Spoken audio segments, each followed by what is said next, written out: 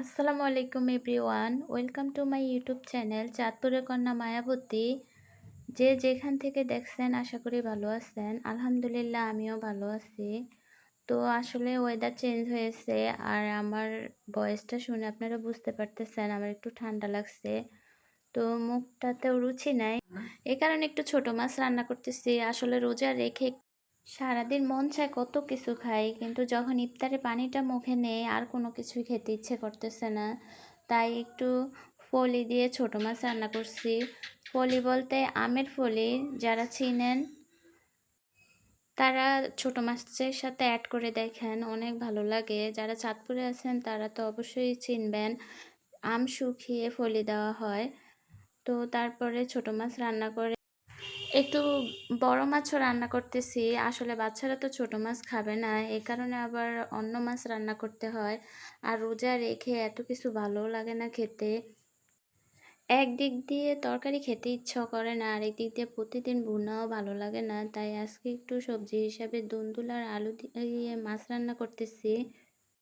তো আপনাদের সাথে একটা দুঃখের ব্যাপার শেয়ার করি। আমার শ্বশুরবাড়িতে রিসেন্টলি একটা দুর্ঘটনা ঘটে গেছে।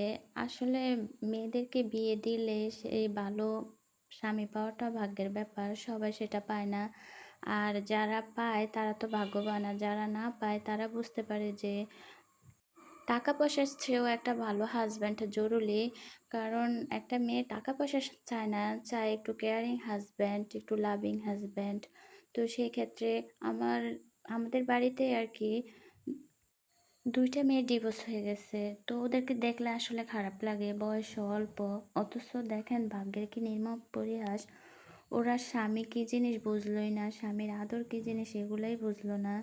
তার আগে ওদের সংসারটা ভেঙে গেছে।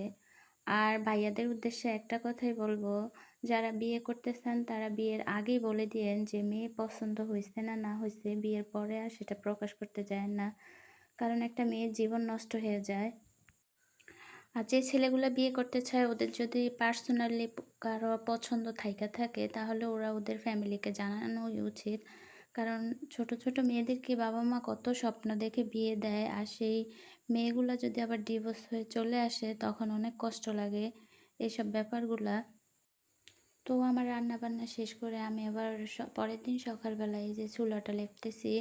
আসলে চুলাটা অনেক কালো হয়ে গেছে, আর মাটির চুলা মাঝে মাঝে লেপে রাখতে হয়।